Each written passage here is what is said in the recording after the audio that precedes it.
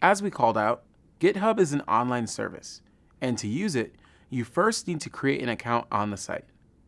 Once you have your account, you're ready to create your brand new repository on GitHub.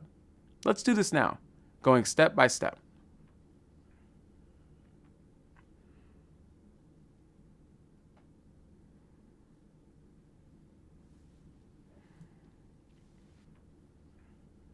We'll start by clicking the Create a Repository link on the left.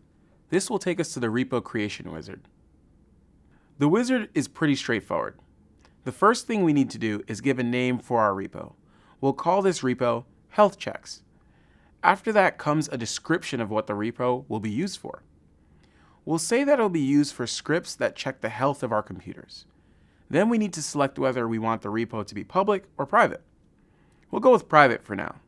And finally, the wizard can help us get started with some few initialization files, like a README, a gitignore, or a license file. We'll go with just the README for now, and then create the repo. Yay! Using the wizard, we created the repo and have a fresh remote repository ready to go. Just like magic. Let's get to work. First step is to create a local copy of the repository. We'll do that by using the git clone command, followed by the URL of the repo. GitHub conveniently lets us copy the URL from our repo from the interface so that we don't have to type it.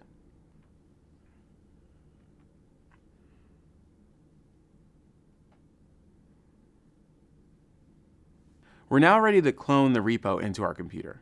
We'll do that by calling git clone and pasting the URL we copied. To do this, GitHub will ask for our username and password.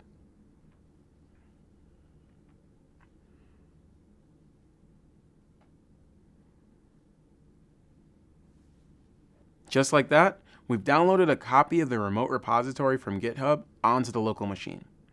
This means that we can perform all the Git actions that we've learned up till now. Since the repo is called Health Checks, a directory with that name was automatically created for us and now has the working tree of the repository in it. So, let's change that directory and look at the contents. Our repo is basically empty. It only has the README file that GitHub created for us. This file is in a special format called Markdown. Let's add a bit more content to it.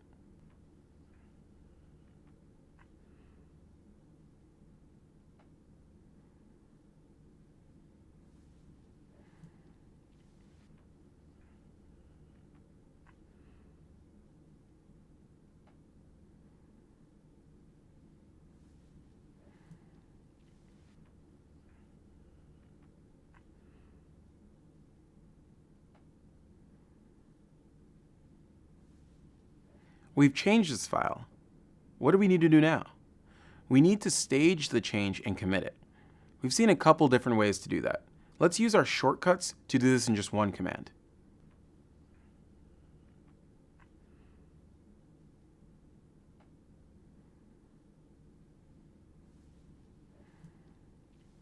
Okay, we've modified our README file, but we've seen all this before. We got a remote repository set up on GitHub, so let's use it.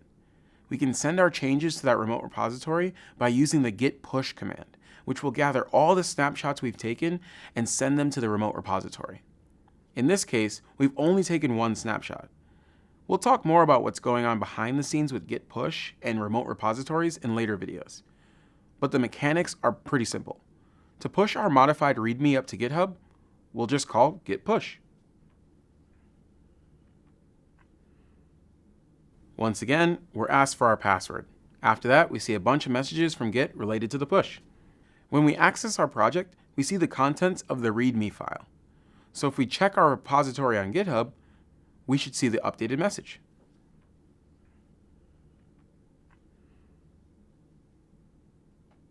Pretty cool, right? We've taken the local changes on our computer and pushed them up to a remote repository hosted on GitHub. You probably noticed that we had to enter our password both when retrieving the repo and when pushing changes to the repo. There are a couple ways to avoid having to do this. One way is to create an SSH key pair and store the public key in our profile so that GitHub recognizes our computer. Another option is to use a credential helper, which caches our credentials for a time window so that we don't need to enter our password with every interaction. Git already comes with a credential helper baked in. We just need to enable it. We do that by calling git global credential.helper cache.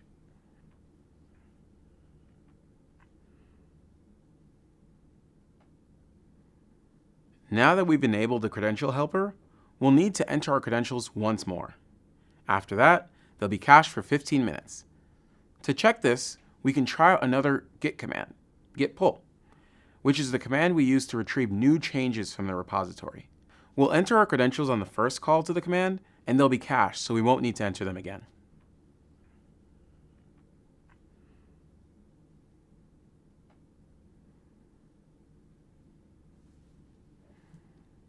With that, we've seen how to create repositories on GitHub, clone a remote repository, push changes to it, and pull changes from it. There's a lot going on behind the scenes here, and we'll dive deeper into the details and more collaboration techniques in later videos. For now, check out the next reading for a summary of this basic workflow, and then there's a quick quiz to make sure this is making sense.